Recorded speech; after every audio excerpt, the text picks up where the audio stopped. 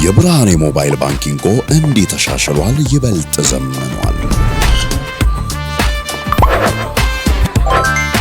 በብርሃን ፍጥነት ያሻውትን የሚፈጽሙት ጊዜውን የሚመጥን የሞባይል ባንኪንግ አገልግሎት ከብርሃን ባንክ። እስኪ መተግበሪያውን አፕዴት ያድርጉና አዲሱን አቀራረብ ይመልከቱ። የሚፈልጉትን በሙሉ በፍጥነት በቀላሉ ወዲያውኑ ገንዘብ ወደ አካውንት እንዲሁም ወደ ዋሌት መላክ፣ ክፍያዎችን መፈጸም፣ የአየር ሰዓት መሙላት፣ ስቴትመንት ማውጣት፣ ቀሪ ሂሳብ መጠየቅና ሌላም ሁሉንም በቀላሉ። አዲሱ የብርሃን ባንክ የሞባይል ባንኪንግ መተግበሪያ አሁኑኑ አፕዴት ያድርጉ። ብርሃን ባንክ፣ እንደ ስማችን ብርሃን ነው ስራችን። የዓለም ዋንጫ ሁለተኛው የግማሽ ፍጻሜ ጨዋታ የሚደረገው በአርጀንቲናና በእንግሊዝ መካከል ነውና በዓለም ዋንጫ ታሪክ ምናልባት እንደዚህ ከራር የሆነ የፖለቲካ ስሜት የሚንጸባረቅበት ጨዋታ የለም። ይሄኛውን ጨዋታ የእግር ኳስ ጨዋታ ብቻ ብሎ መበየን ትክክል አይሆንም። ከእግር ኳስ በላይ የሚሻገር ስለሆነ አሁን ሁለቱ ሀገራት አክቲቭ በሆነ አሁን እየተደረገ ባለ ጦርነት ውስጥ የተያዙ ሀገራት አይደሉም። የፎክላንድ ጉዳይ ወይም አርጀንቲናዎቹ እንደሚሉት ኢዝሌስ ማልቪናስ ወይም የፎክላንድ ደሴቶች ጉዳይ የሚያንገበግባቸው ጉዳይ ቢሆንም አንድ በአርጀንቲና የሚኖር እንግሊዛዊ ጋዜጠኛ ምን ይላል? በእንግሊዝም በአርጀንቲናም ኖር ያለው ስለዚህ እንግሊዞች ስለ ፎክላንድ ደሴቶችና ስለ ጦርነቱ፣ አርጀንቲናውያንም ስለ ፎክላንድ ጦርነትና ስለ ደሴቲቱ የሚያስቡትን ስለ ደሴቶቹ የሚያስቡትን አውቃለሁ ብሏል። እንግሊዞቹ አብዛኛው እንግሊዛዊ ሰው የፎክላንድ ጦርነት ምንድነው ብትሉት አያውቅም። ብዙ ጊዜም እንደዛ ይሆናል ነገሩ። የሚያስደነግጥ የጠቅላላ እውቀት ማነስ ይታያል በአንዳንድ ሀገራት ውስጥ። ስለ ፎክላንድ ጦርነት ታሪክ፣ ስለ ደሴቶቹ ለምን አወዛጋቢ እንደሆኑ ምናምን በአብዛኛው እንግሊዛዊ አያውቅም። እንግሊዞችን የሚመለከት ነው እንግዲህ እና በአርጀንቲና ግን እንደዛ አይደለም። ለምሳሌ ይሄ ጨዋታ ከመደረጉ በፊት በቀደም ስዊዘርላንድን ካሸነፉ በኋላና እንግሊዝ ከአርጀንቲና ጋር እንደምትገናኝ ከተረጋገጠበት ጊዜ ጀምሮ የአርጀንቲና ብሔራዊ ቡድን አባላት አሰልጣኙ ሊዮኔል ስካሎኒም፣ ተጫዋቾቹ ሊያንድሮ ፓሬዴስም፣ ሮድሪጎ ደፖልም፣ ሊዮኔል ሜሲም ሌሎቹም ስለዚህ ጨዋታ ሲግኒፊካንስ ስለዚህ ጨዋታ አስፈላጊነት በተደጋጋሚ ተጠይቀው ይሄ የእግር ኳስ ጨዋታ ብቻ ነው የሚል መልእክት ማስተላለፍ ነው የፈለጉት። ይሄ የእግር ኳስ ጨዋታ ነው ብቻ ብለው ግን አርጀንቲናን አይገነዘቡ። አሁን ይሄ የጠቀስኩት ጆሴፍ የሚባለው ጋዜጠኛ ምን ይላል? በአርጀንቲና የፎክላንድ ደሴቶችን ወይም የማልቪናስ ደሴቶችን በተመለከተ እያንዳንዱ አውቶቡስ ላይ የፎክላንድ ደሴት ወይም የማልቪናስ ደሴት ካርታ ተለጥፈዋል። ይዘመራልም እንደ አዕዋፋት የተገደሉ የአርጀንቲና የማልቪናስ ወጣቶች የሚል መዝሙር አለ። ያኔ ስለሞቱባቸው ታዳጊዎች ወጣቶች የካኖን ፎደር ስለሆኑ ልጆች ብዙ ጊዜ ይዘመራል። በእግር ኳስ ሜዳ ማለት ነው። የፖለቲካ ጉዳይ ነው፣ የጦርነት ጉዳይ ነው፣ የአንድ አካባቢ ይገባኛል ጦርነት ነው። ቢሆንም በእግር ኳስ ውስጥ ያ ሴንቲሜንት ይንጸባረቃል አሁን ድረስ ማለት ነው። ከረጅም ያ ጦርነት ከተደረገ አሁን ወደ 44 ዓመት ሆኖታል። 1982 መሰለኝ የተደረገው ጦርነቱ የመጨረሻው ትልቁ ጦርነት። እንደዛም ቢሆን ከትውልዶችም በኋላ ሳይቀር በሁሉም ስቴዲየሞች ውስጥ የሚንቦገቦግ ስሜት ነው። ዲየጎ ማራዶናን ሁልጊዜ ግዙፍ የሚያደርገው ያንን የ86ቱን የዓለም ዋንጫ ስላመጣላቸው ብቻ አይደለም። የዓለም ዋንጫውን ያመጣበት ሁኔታ ቡሩቻጋ ነበር፣ ቫልዳኖ ነበር፣ ዳንኤል ፓሳሬላ ነበር፣ ተጫዋቾች ነበሯቸው። ግን ያለ ተወዳዳሪ ትልቁ ተጫዋቻቸው የነበረው እሱ ነው እና ድሎች ባሳኩባቸው ትልልቆቹ ጨዋታዎቻቸው ከእንግሊዝ ጋር ይሁን ከቤልጅየም ጋር ይሁን ምዕራብ ጀርመን ጋር ይሁን ከሁሉም ቡድኖች ጋር በተደረጉት ጨዋታዎች የነበረው ተጽዕኖ በጣም ከፍተኛ ነው የነበረው። ለብቻው አይባልም ይሆናል እግር ኳስ የቡድን ስፖርት ስለሆነ፣ ግን ለብቻው የሚያስመስል ተጽዕኖ ግን ነበረው። አብረውት የተጫወቱትም ተጫዋቾች ለዛ የአርጀንቲና ድል ክሬዲት ለመውሰድ በፍርሃት ፈራተባ በማለት ነው ክሬዲት የሚወስዱት። እግር ኳስ የገድሉ የሚደንቅ ነው፣ ግን ሲምቦሊዝሙ ነው የበለጠ ማራዶናን ከአርጀንቲና ህያዋን መካከል ከነ ኤቪታ ፔሮን ጋር የሚያስደምረው። ምክንያቱም እንግሊዞች ላይ ነው ያንን ያደረገው። የሰረቃቸውም እሱ ማኖዶ ዲዮስ ያለውን ወይም የእግዚአብሔር እጅ ብሎ የጠራውን ጎል ያስቆጠረውም ያንን በዓለም ዋንጫ ታሪክ የምንጊዜ ምርጥ የሚባል ጎል ያስቆጠረውም በፎክላንድ ጦርነት ባስነባቻቸው እንግሊዝ ላይ ነው። ስለዚህ ማራዶና ሁል ጊዜ ልዩ ስፍራ ይዞ ይኖራል። ሜሲ እንደ ኳስ ተጫዋች ይገዳደረዋል፣ ወይም የበለጠ ትልቅ ተጫዋች ነው። የበለጠ ትልቅ ተጫዋች ነው በተሰጥኦ አይደለም፣ በስኬቱ በተሰጥኦ ተቀራራቢ ይመስለኛል። ሜሲና ማራዶናን ብዙ መለየት የሚቻል አይመስለኝም። ሁለቱም አጫጭር ናቸው፣ ሁለቱም የግራ እግር ተጫዋቾች ናቸው፣ ሁለቱም ቴክኒካል ናቸው፣ ሁለቱም እነሱ ብቻ ማድረግ የሚችሏቸው የሚመስሉ ነገሮችን ማድረግ ይችላሉ። ግን ማራዶና ግዘፍ ነስቶ የሚታየው በአርጀንቲናውያን ሕሊና ውስጥ የአርጀንቲናና የእንግሊዝ ጨዋታ የእግር ኳስ ጨዋታ ብቻ ባለመሆኑ ምክንያት እና ይሄኛውም ጨዋታ ይሄ የፖለቲካ ጉዳይ፣ የታሪክ ጉዳይ፣ የድሮ ቁስል ጉዳይ አይመለከተንም ቢልም ሊዮኔል ስካሎኒ ተመሳሳዩን ነገር የ1986ቱ የአርጀንቲና እንግሊዝ ጨዋታ ከመደረጉ በፊት ካርሎስ ቢላርዶ የዛ ቡድን አሰልጣኝ የነበሩት ሰው ተመሳሳይ ነገር ብለዋል። አሁን ስለ ግጭቶቹ፣ ስለ ማልቪናስ ደሴቶች አይመለከተንም፣ ይሄ ኳስ ጨዋታ ነው፣ ጠንካራ ባላጋራ ይገጥመናል፣ ሀሳባችን እሱ ብቻ ነው አሉ። ሲጫወቱ እንደዛ አይደለም የተጫወቱት። የፎክላንድ ወይም የማልቪናስ ጉዳይ ብቻ ግን አይደለም የአርጀንቲናን እና የእንግሊዝን ጨዋታ ፖለቲካዊ የሚያደርገው። አርጀንቲና በእንግሊዝ ቅኝ አልተገዛችም። ቅኝ የተገዛችው በስፔን። ስለዚህ ስፓኒሽ ቋንቋ ተናጋሪ ሀገር ነች። ግን ደግሞ በንጽጽርም የቅርብ ጊዜ ሀገር ነች፣ የስደተኞች ሀገር ነች እና ብዙ አውሮፓውያን ከጣሊያን ከ1945ቱ የሁለቱ የዓለም ጦርነት ፍጻሜ በኋላ ደግሞ ብዙ ከጀርመን ከስፔን ሰዎች ተሰደው የሚኖሩባት የስደተኞች ሀገር ነች። ስለዚህ በንጽጽር ሞደርን ፎርሜሽን ያላት ሀገር ነች። ግን እንግሊዝ አርጀንቲናን የመቆጣጠር የረጅም ጊዜ ፍላጎት ነበራት። ቦነስ አይረስን ሳይቀር የሀገሪቱን ርዕሰ ከተማ አሪፍ አየር ማለት ነው ቦነስ አይረስ ይላል። ቦነስ አይረስን ሳይቀር የመቆጣጠር ፍላጎት ነበራት። ያ ሳይሆን ሲቀር የእጅ አዙር ቅኝ አገዛዝ ግን ነበራት። ለምሳሌ አርጀንቲና በ1950ዎቹ 60ዎቹ ከዛም ቀደም ባለው ዘመን የምትታወቀው በስጋ ኤክስፖርቷ ነበር። ለአውሮፓ ገበያ የስጋ ኤክስፖርት በማድረግ የምትታወቅ፣ ቢፍ ኤክስፖርት በማድረግ የምትታወቅ ነች እና ይሄንን የኃይለኛ የኢንዱስትሪ ሴክተር እንግሊዞቹ ገቡና ተቆጣጠሩት።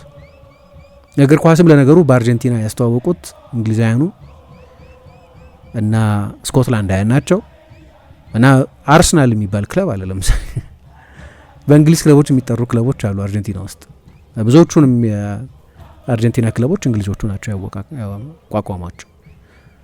የአርጀንቲናን የባቡር መስመርም ይቆጣጠሩ የነበሩት፣ ሬልዌውን ይቆጣጠሩ የነበሩት እንግሊዛውያኑ ናቸው። በኋላ ያ ሶሻሊስት መንግስት መጥቶ የፔሮን መንግስት መጥቶ እስኪወርሰው ድረስ ናሽናላይዝ እስኪያደርገው ድረስ ማለት ነው።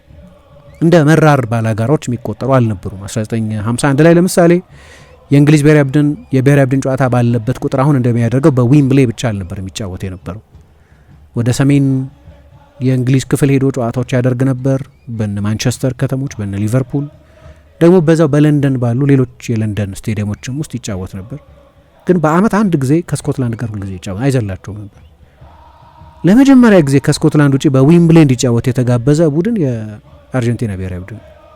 ስለዚህ አሁኑ አይነት መራርነት አልነበረም። አሁን በጣም እኮ ኃይለኛ የሴኪሪቲ አለርት ያለበት፣ ብዙ የፖሊስ አባላት የሚመደቡበት፣ በደጋፊዎቹ መካከል ገና ከቀናት በፊት ጀምሮ መንገድ ላይ ጎዳናዎች ላይ የሚገናኙ ደጋፊዎች ለጠብ የሚጋበዙበት ከፍተኛ ውጥረት ያለበት ጨዋታ ነው የኛው ጨዋታ። እግር ኳስ ብቻ አይደለም፣ የሜዳ ውስጥ ጉዳይ ብቻ አይደለም፣ ከእግር ኳስ ትራንሴንድ የሚያደርግ የሚሻገር ነው የሚባለው ለዚህ ነው። ከዚህ በፊት የነበሩ ትልልቅ ግንኙነቶቻቸውም የሚጠሩት ብዙ ትውስታ አለ። ግን ስለ 1951 ጨዋታ እያነሳው ነው እና በዊምብሌ ተጫወቱ። እንደ መልስ ነገር የወዳጅነት ጨዋታ ቢሆንም 1953 ላይ ደግሞ በቦነስ አይረስ ተጫወቱ እና 53ቱን ጨዋታ አሸነፈች አርጀንቲና። እና የጊዜው የሀገሪቱ ፕሬዝዳንት ምን አሉ? መሪ መጀመሪያ የስጋ ኤክስፖርታችንን ናሽናላይዝ አደረግን፣ ከዛ የባቡር መስመራችንን ከእንግሊዞቹ ቀምተን የመንግስት የህዝብ አደረግነው፣ ናሽናላይዝ አደረግን። አሁን ደግሞ እግር ኳሳችንን ናሽናላይዝ አደረግን፣ ከእንግሊዞች ቀማን። አኒማልሴ ከሚሉት እንስሳት ናቸው ብለው ከሚጠሩን ሀገራችንን ሊቆጣጠሩ ከሚፈልጉት እግር ኳሳችንን መልሰን ቀማን ደግሞ ይላሉ። ስለዚህ ይሄ ስሜት አለ። የ86ቱ የአዝቴካ ጨዋታ ብቻ አይደለም። ለምሳሌ በቅርብ ጊዜ አንድ ህይወቱ ያለፈ ቅዳሜ ዕለት ነው መሰለኝ ህይወቱ ያለፈው ጋቲም የሚባል ተጫዋች ነበር። የ1966 የዓለም ዋንጫ በዓለም ዋንጫ ላይ ቀይ ካርድ ለመጀመሪያ ጊዜ የተመዘዘበት ተጫዋች እሱ ነው። እንግሊዝና አርጀንቲና ነበር የተጫወቱት። ያንንም ፍትህ የጎደለበት ጨዋታ ይሉታል አርጀንቲናዊ ነው። ከዛ 82 ላይ ተገናኙ። 82 ላይ በእግር ኳስ አይደለም በአይስ ሆኪ ነው የተገናኙት። ግን የ82ቱን በጣም የተለየ የሚያደርገው የዓለም ዋንጫው በተደረገበት ጊዜ ሁለቱ አይገናኙ፣ ግን የአርጀንቲናን ተጫዋቾች የበቀል ስሜት ውስጣቸው እንዲያድር ያደረገው ወደ ስፔን በመጡ ጊዜ የሰሙት ዜና ነው ይባላል። ያኔ የነበሩት የአርጀንቲና መሪ ወታደራዊ መንግስትን የነበረው ጋልቲየሪ ይባላሉ። አሸንፈናል እኮ ጦርነቱን ማልቪናስን አሸንፈናል ይሉ ነበር። የፕሮፓጋንዳ ሞኖፖሊ ነበራቸው። የሀገሬው ህዝብ ልክ አሁን እንዳለ አይነት የሚዲያ አማራጭ አልነበረው። ስለዚህ አሸንፈናል እንግሊዝ። አርጀንቲናን በሙሉ የሚያውቁት ማልቪናስን እንዳሸነፉ ነው፣ ወይም የማልቪናስን ጦርነት እንዳሸነፉ። ማልቪናስ በእነሱ አጠራር እንግሊዞቹ ፎክላንድ የሚሉትን እነሱ እንደያዙ ነው የሚያውቁት። ከዛ ስፔን ሲሄዱ ግን ሌላ የመረጃ ምንጭ አለ ደግሞ በሚያውቁት ባዕድ ባልሆነ ቋንቋ ሲሰሙ መሸነፍ ሳይሆን በጣም ክፉኛ ተረድተዋል በጦርነቱ ላይ እና ሁለት ንዴት ነበራቸው። አንደኛው በመንግስታቸው በሚሊተሪ ሁንታው መዋሸት፣ መታለል፣ ሁለተኛ ግን በእንግሊዝ ላይ የበቀል ስሜት ማሳደር። የ86ቱ ጨዋታ ለዛ ነው እስካሁን ድረስ በሰዎች ትውስታ ውስጥ ፍረሽ ሆኖ ያለ። ኦስትሪያን 2-0 ባሸነፉበት የዘንድሮ የዓለም ዋንጫ ያ ጨዋታ የተደረገበት 40ኛ ዓመት የታሰበበት ነበር። 40ኛ ዓመት ደግሞ በጣም አሁን የማራዶና ያንን መለያ የለበሰው መለያ አሁን በጣም ብዙ ውድ የሚባሉ ክለቦች አንድ መለያ ከሚሸጡበት በጣም በብዙ ገንዘብ ሬፕሊካው ብቻ ይሸጣል። በጣም ትልቅ ታሪክ ያለበት ጨዋታ ነው። 98 እንደምታስታውሱት ዴቪድ ቤካም ዲየጎ ሲሞኔ አጭበርብሮት በቀይ እንዲወጣ አድርጎት ዴቪድ ቤካም በቀይ ወጣበትና በእንግሊዝ የተጠላበት እንግሊዛውያን ራሳቸው የራሳቸው ተጫዋች ላይ የልጁን ሞት እስኪመኙ ድረስ ማለት ትልልቅ ባነር ይዘው ብሩክሊን እንደዚህ ሆነብህ ምናምን የሚል ጽሑፍ ያስነበቡበት፣ በኋላ አርጀንቲና እንግሊዝን በመለያ የፍጹም ቅጣት ምት ያሸነፈችበት፣ ቤካም ደግሞ በኮሪያ ጃፓን የግል በቀሉን የተወጣበት የፍጹም ቅጣት ምት ጎል ያስቆጠረበትን እንግሊዝ 1-0 ያሸነፈችበት ማይረሱ ክላሲክ የሁለቱ ቡድኖች ጨዋታዎች ናቸው። ይሄ ጨዋታ ከመደረጉ በፊት በእነዚህ ትውስታዎች እንያዛለን። አርጀንቲናና የእንግሊዝን ጨዋታ ፖለቲካዊ፣ ታሪካዊ ዳራ ነው ያነሳ ነው። ዛሬ ሊዮኔል ሜሲ ለመጀመሪያ ጊዜ ከእንግሊዝ ጋር ይጫወታል። ይህ በጣም አስገራሚ ነገር ነው። በእርግጥ እድል ነበረው። አንድ ማርኮስ ሜርክ የሚባሉ በካይዘርስላውተን ከተማ የተወለዱ ዴንቲስት ናቸው እዛ ጨዋታ ላይ እንዳይጫወት ያደረጉት። ቢጫ ካርድ፣ ቀይ ካርድ ተመልክቶ ስለነበር ማለት ነው። ከሃንጋሪ ጋር በ2005 የወዳጅነት ጨዋታ ነበራቸው። ለመጀመሪያ ጊዜ ነው ለአርጀንቲና ብሔራዊ ቡድን ተመርጦ በዛ ጨዋታ ላይ ሆሴ ፔከርማን አሰልጣኝ በነበሩበት ጊዜ ሌዮ ሜሲ የተጫወተው።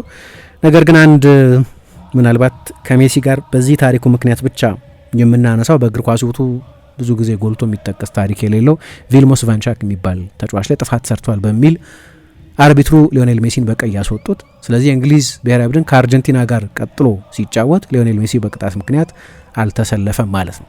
ደግሞ አሁን ልክ ዶናልድ ትራምፕ ከዋይት ሀውስ ኦቫል ኦፊስ ሆነው ወደ ጂያኒ ኢንፋንቲኖ ደውለው የራሳቸውን ተጫዋች ቀይ ካርድ እንደሚያሽሩበት አይነት ዘመን አልነበረም ያኔ። የጆሴፍ ሴፕ ብላተር የፊፋ የፕሬዝደንትነት ዘመንም ከጎደፈ ስም የነጻም ባይሆን ግን ያን የነበሩት የአርጀንቲና ፕሬዝደንት ኔስቶር ክሪሽነር የሚሆኑ ሜሲን በሀገራቸው ለማየት ጉጉት ስለነበራቸው ንግስት ኤሊዛቤት ወይ በጊዜው የነበሩት የእንግሊዝ ጠቅላይ ሚኒስትር ቶኒ ብሌር የካርዱን ውሳኔ አላስቀየሩም። ስለዚህ ሊዮኔል ሜሲ ለአርጀንቲና 205 ጨዋታዎችን ቢያደርግም ግን ከእንግሊዝ ብሔራዊ ቡድን ጋር እስካሁን ድረስ ተጫውቶ አያውቅም። ይሄ በጣም አስገራሚ ነገር ይመስለኛል። ራሱ እንደተናገረው ከትልልቆቹ ቡድኖች ጋር ከሁሉም ጋር ተጫዋች ያለው ከእንግሊዝ በስተቀር። እንግሊዝ ደግሞ የእግር ኳስ ሞኑሜንት ነው፣ ትልቅ የእግር ኳስ ሀገር ነው። ስለዚህ በዚህ ምክንያት ብቻ ደስ ይለኛል ብሏል። ያው ወደ እንግሊዝ መጥቶ አልተጫወተም ማለት አይደለም። በቻምፒየንስ ሊግ ብዙ ጊዜ ከእንግሊዝ ትልልቆቹ ክለቦች ጋር ሁሉ ተጫውቷል። ሬከርዱን በጣም ግሩም ነው። እንደ አጋጣሚ ሆነው ግን ከእንግሊዝ ብሔራዊ ቡድን ጋር አልተጫወተም። ለመጀመሪያ ጊዜ ከእንግሊዝ ጋር የሚያደርገው ጨዋታ ይሆናል ማለት ነው ሊዮኔል ሜሲ። የትኛውም ጨዋታ እንደምታውቁት ሊዮኔል ሜሲ የሚሳተፍበት ጨዋታ የመጨረሻ ጨዋታው ሊሆን ይችላል በኢንተርናሽናል ደረጃ። እስካሁን ድረስ ከዚህኛው የዓለም ዋንጫ በኋላ ሌላ ጨዋታ አልጫወትም ብሎ አልተናገረም። እንዲያውም አንዳንድ ሰዎች በዚህኛው የዓለም ዋንጫ ያሳየውን ብቃት በማየት በ2030ም የዓለም ዋንጫ መጫወት አለበት የሚሉ ሰዎች አሉ፣ ወይም የሚቀጥለውን ኮፓ መጫወት አለበት የሚሉ ሰዎች አሉ። እሱ ይሄ የመጨረሻው የዓለም ዋንጫ ነው አላለም። የመጨረሻው የዓለም ዋንጫ ነው ብሎ ያውቃል፣ ግን ያለው ስለ 2022 የዓለም ዋንጫ ነው። አሁን በዚህኛው የዓለም ዋንጫ እድሜው 39 ዓመት እንዳልሆነ ተጫዋች፣ በለጋ እድሜ ላይ እንዳለ ተጫዋች በጣም የሚያስደንቅ የዓለም ዋንጫ ነው እያሳለፈ ያለው። ቅድም የ86ቱን የዓለም ዋንጫ የማራዶና የብቻ የዓለም ዋንጫ የሚያስመስል ግዙፍ ተጽዕኖ ነበረው ካልኩ እንደው ነገሩን በቁጥር ብቻ ማስቀመጥ ፍትሐዊ አለመሆን ይሆናል። ከዛ በላይ ግዙፍ ስለነበር የማራዶና ተጽዕኖ የሜሲንም ብቃት በቁጥሮች ብቻ ማስቀመጥ ልክ እንደዛ ኢንጀስቲስ ማስቀመጥ ይመስለኛል። ወይም ፍትሐዊ አይሆንም፣ ተጽዕኖ በቁጥሮች ከማብራራትም በላይ ስለሆነ ማለት ነው። ግን ማራዶና በዛ የዓለም ዋንጫ 5 ጎሎች ነው ያስቆጠረው፣ 5 የመጨረሻ ኳሶች ነው ያቀበለው። ሜሲ በዚህኛው ውድድር ላይ 8 ጎል አስቆጥሯል፣ 2 የመጨረሻ ኳስ አቀብሏል። ሰው ሁለቱም ተጫዋቾች 10 ቀጥተኛ ጎል ተሳትፎ ነው የነበራቸው። አሁን የሚጠበቀው ያንን አፈ ታሪክ እሱም እንዲኖረው ነው። ልክ ማራዶና አስቴካ እንግሊዝን እነዛን 2 ጎሎች በርካታ ተጫዋቾችን አልፎ ያስቆጠረውን ያንን ጎልና የማኖዶ ዲዮስ ጎሉን አይነት ሁለቱንም መቼስ ወደ ህይወት አይመልሳቸውም፣ ሪንካርኔት አያረጋቸውም። ነገር ግን እንደዚህ አይነት በአርጀንቲናውያን መስል ሚሞሪ ውስጥ የሚኖር አይነት ተጽዕኖ ግን እንዲያደርግ ይጠበቃል። ከሜሲ ሁልጊዜ ትልቅ ነገር ስለሚጠበቅ አሁን ለእንግሊዝ ብሔራዊ ቡድንም ትልቁ ፈተና የሚመስለው በዚህ እድሜውም ቢሆን ሜሲን እንዴት ማቆም ይቻላል የሚለው ይመስለኛል። ዴይሊ ቴሌግራፍ ላይ ትላንት በወጣ አንድ አርቲክል ግሬም ሱነስ ከማራዶና ጋር ተጫውቷል በተቃራኒ። ነገር ግን አሁን ደግሞ ረጅም ጊዜ በአሰልጣኝነትም በቅርብ ጊዜ በተንታኝነትም ሰርቷል እና ሲናገር ምን ይላል?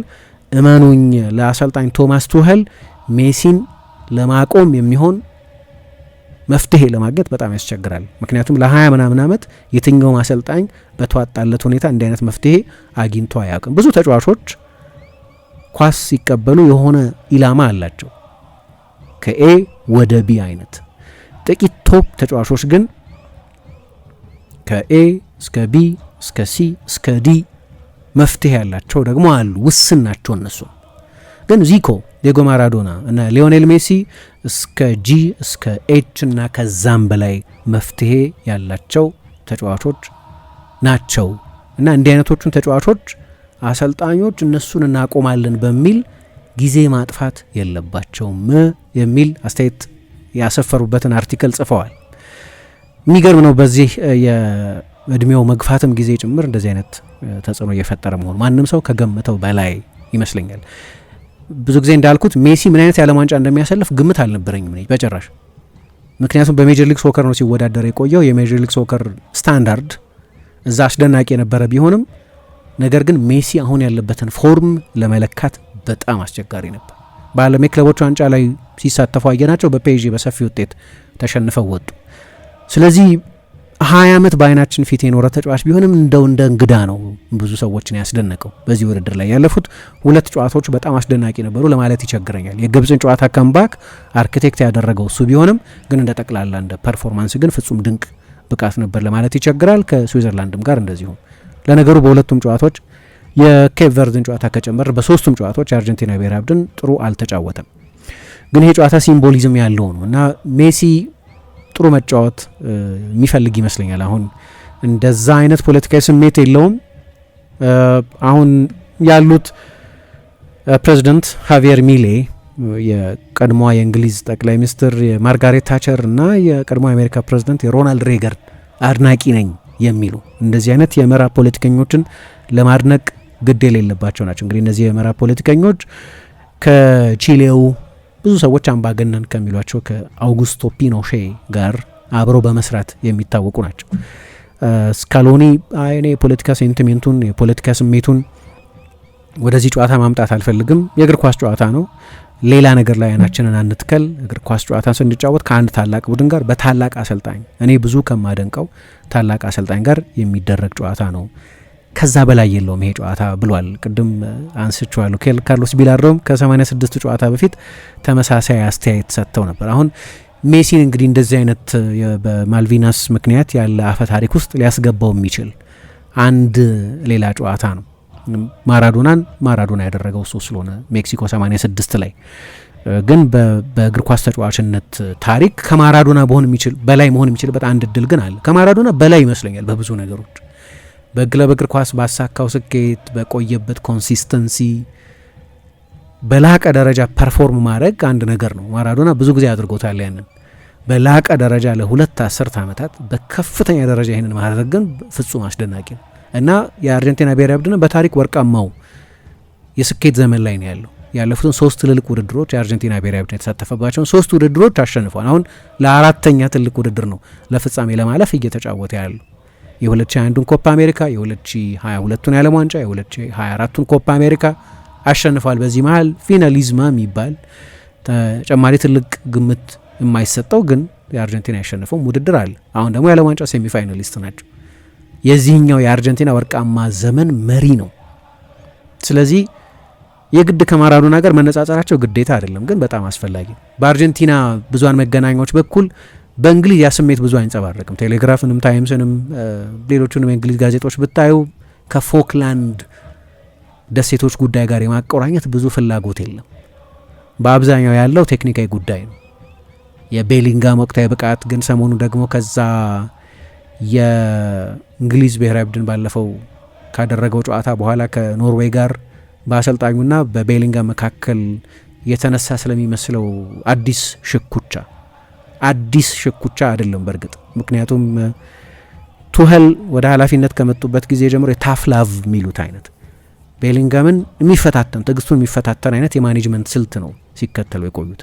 ግን በቀደም ከኖርዌይ ጋር በነበረው ጨዋታ እድለኞች ነን፣ ጥሩ አልተጫወትንም፣ ወኔ ነበረን፣ ፍላጎት ነበረን፣ ተፋላሚነት ነበረን፣ ነገር ግን በቴክኒካዊ ጉዳዮች ላይ ከሚገባው በላይ ጨዋታውን ራሳችን ላይ አክብደናል፣ ሊከብድ ከሚገባው መጠን በላይ የሚል አስተያየት ሰጡ እና አንድ የስካይ ጋዜጠኛም ግን ደግሞ ዝነኛው የአይቲቪ ጋዜጠኛ ጋብርኤል ክላርክም እኔ ለምን ብዙ እንደተጠለጠሉ አላቅም። እነዚህ ጋዜጠኞች በሁለቱ ሰዎች መካከል ልዩነት ለማምጣት ሲሉ ነው እንግዲህ አሰልጣኙ እኮ እንደዚህ ብለዋል አንተ ምትላለህ ብለው እሳት ላይ የጣዱት የሚሉ ሰዎች አሉ።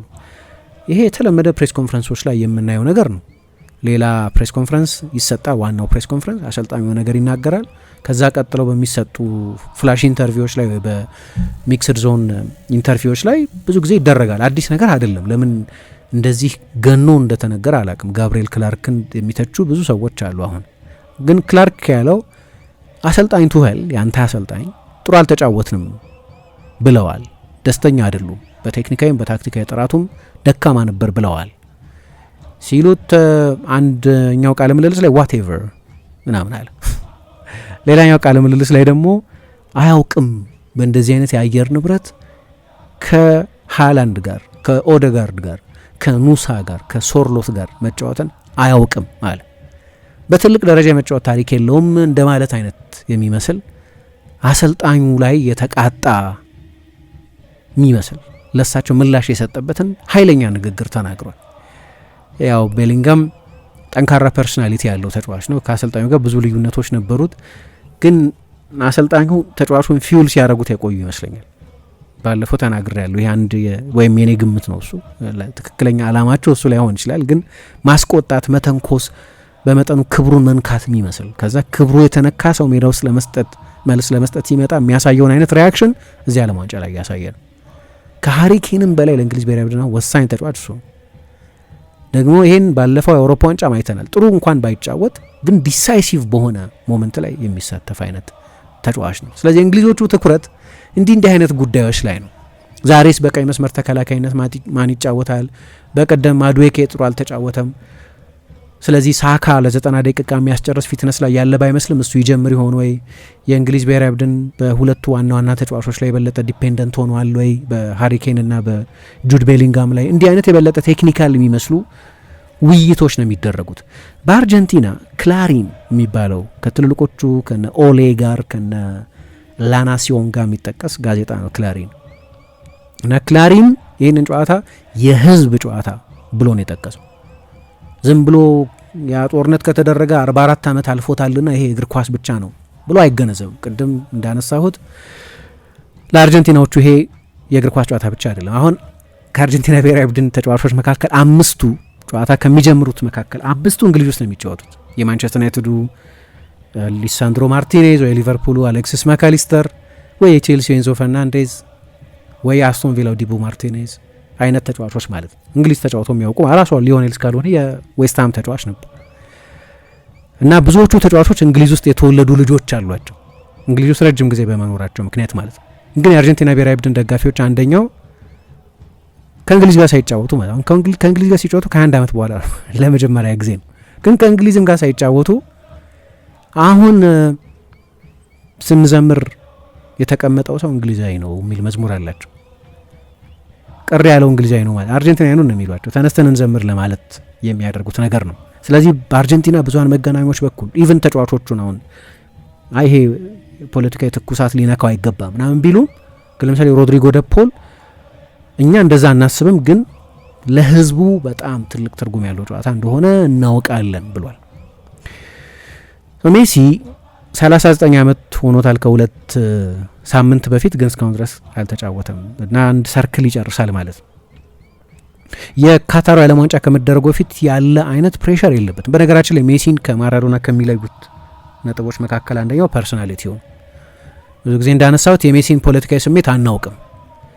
የግራ ፖለቲከኛ ደጋፊዎች ይሁን የፔሮን አድናቂ ይሁን የጋሊቴሪ አድናቂ ይሁን የክሪሽና ፈርናንዴዝ አድናቂ ይሁን ወይ ሃቪየር ሚሊ አድናቂ ይሁን የሚታወቅ ነገር የለም። ፖለቲካዊ ጉዳዮችን በተመለከተ ፍላጎት ይኑሮም አይታወቅም። ማራዶና እኮ የነ ፊደል ካስትሮ ጓደኛ ነው። የቼጎቫራን የኤርኔስቶ ቼጎቫራን ምስል የተነቀሰ ሰው እና ትልቅ ፖለቲካል ፊገር ነው። ራሱም ያንን ይወደዋል። አንድ ጠንካራ የፖለቲካ አስተሳሰብ ያለው ነው። ለማንኛውም ግን ሜዳ ውስጥ እንደዛ አይነት ተጨማሪ ሜሲ ይሄ ቀረው የሚባል ተጫዋች ባይሆንም ግን እንደዛ ማድረግ የሚችልበት እድል አለ። ይሄ 6ኛው የዓለም ዋንጫ ነው እና ዛሬ ጨዋታውን ሲያደርግ በዓለም ዋንጫ የግማሽ ፍጻሜ ታሪክ በእድሜ አንጋፋው ተጫዋች ይሆናል። 6ኛው የዓለም ዋንጫ ነው የተጫወተው። ማራዶና 4 የዓለም ዋንጫዎች ነበር የተጫወተው። የመጨረሻ የዓለም ዋንጫ እንኳን ራሱ የፊፋ ቅሌት ነው ይለዋል፣ ግን በኤፌድሪን ምክንያት ከውድድር ውጭ የተደረገበት የ94ቱ የዓለም ዋንጫ ነው። እንደ አጋጣሚ ሆኖ ሜሲ እንዲህ ስኬታማ ሲሆን ከአርጀንቲና ብሔራዊ ቡድን ጋር አላየው። ማራዶና ከ2020 ከዲየጎ አርማንዶ ማራዶና ህልፈት በኋላ ነው ብዙ የቀን ነው። እንዲያው ማራዶና አሰልጥኖታል አይደለም። 2010 ላይ ሜሲ ብቻ ጎል ያላስቆጠረበት ውድድር ማራዶና ያሰለጠነበት ውድድር ነው። ግን አንድ ከፔሌ ጋር በቀረበበት ሾው ላይ የቡድኑ መሪ ለመሆን የሚያስችል ፐርሶናሊቲ የለውም፣ በተደጋጋሚ ለማስመለስ ወደ መጸዳጃ ቤት ይገባል እንደዚህ ሚል አስተያየት ሰጥቶ ነበር። ሜሲ የማራዶናን አይነት ጎሎች አስቆጥሮ ያውቃል። ልዩነቱ እንግሊዝ ላይ አይደለም ያስቆጠራቸው። አንደኛው በእጁ ያስቆጠረው ጎል ነው። ማራዶና የእግዚአብሔር እጅ ወይም ማኖዶዲዮስ ብሎ የጠራው እንግሊዝ ላይ ያስቆጠረው ጎል አለ አይደለም። የእሱ አይነት ጎል ኤስፓኞል ላይ ያስቆጥሮ ያውቃል። ከዛ ደግሞ ያንን የስላለም ራን የሚሉት 4-5 ተጫዋቾች አልፎ ያስቆጠሩን ያንን ውብ ጎል ደግሞ በሄታፌ ላይ ያቺ አንካራ ሜሲ የምትለዋ ኮሜንትሪ እኮ የመጣቸው ከዛ በኋላ መሰለኝ ካልተሳሳትኩ እንደዚህ አይነት ጎል አስቆጥሯል። ግን የግድ ያንን ጎል ማስቆጠር ባይጠበቅበትም ግን እዚህ አይነት ጨዋታ ላይ ጎል የሚያስቆጠር ከሆነ ግን በአርጀንቲናውያን ደጋፊዎች በኩል ያለው ስፍራ ሚቶሎጂው ስለሱ የሚነገረው ነገር ትርክቱ በሙሉ የሚቀየር አይመስለኝም። ግን ያንን ሌጀንደሪ ስታተሱን ግን የበለጠ ያጠናክራል።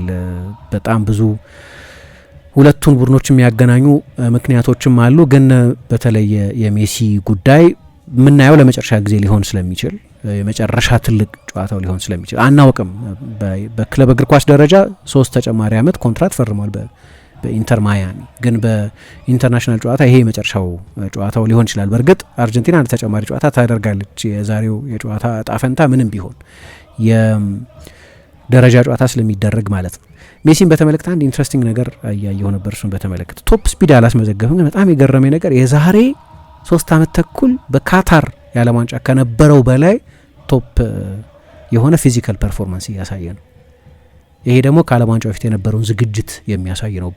ለ3 ወራት በቀን 2 ጊዜ ኃይለኛ ዝግጅት ለዚህ የዓለም ዋንጫ ሲያደርግ ቆይቷል የሚል ዘገባ ለኤኪፕ ላይ ይቻላል። ድንገት ባዮሎጂ ወደ ኋላ ተመልሶ 35 ዓመት የነበረው ተጫዋች በ30 9 ዓመቱ ጥሩ ሲጫወት እንግዳ ነገር ሊመስል ይችላል፣ ግን ከውድድሩ በፊት በጣም በጥሩ ፊዚካል ሼፕ ላይ ለመገኘት ሲተጋ ነበር። እንግዲህ አርጀንቲና ብሔራዊ ቡድንን በተመለከተ ትልቁ ኮንሰርን ያለፈው ውድድር ላይ የነበሩ ተጫዋቾች ናቸው አሁንም ድረስ አብረው ያሉት። አንዳንድ ጨዋታዎች ላይ ችግር ሲሆን እናያለን፣ ግን ኃይለኛ ፋይቲንግ ስፒሪት አለ። በጠቅላላው ግን በሁለቱ ሀገራት መካከል ያለውን ፖለቲካዊ ስሜት ከዚህ ጨዋታ ፊት ለማንሳት ነው የፈለግኩት ዛሬ። በጣም አመሰግናለሁ ስላደመጣችሁን።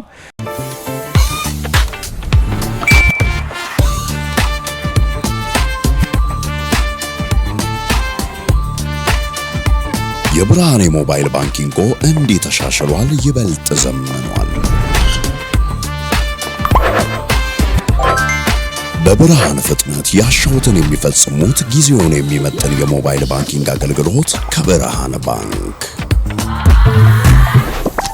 እስኪ መተግበሪያውን አፕዴት ያድርጉና አዲሱን አቀራረብ ይመልከቱ። የሚፈልጉትን በሙሉ በፍጥነት በቀላሉ ወዲያውኑ ገንዘብ ወደ አካውንት እንዲሁም ወደ ዋሌት መላክ፣ ክፍያዎችን መፈጸም፣ የአየር ሰዓት መሙላት፣ ስቴትመንት ማውጣት፣ ቀሪ ሂሳብ መጠየቅና ሌላም ሁሉንም በቀላሉ። አዲሱ የብርሃን ባንክ የሞባይል ባንኪንግ መተግበሪያ አሁኑኑ አፕዴት ያድርጉ። ብርሃን ባንክ እንደ ስማችን ብርሃን ነው ስራችን።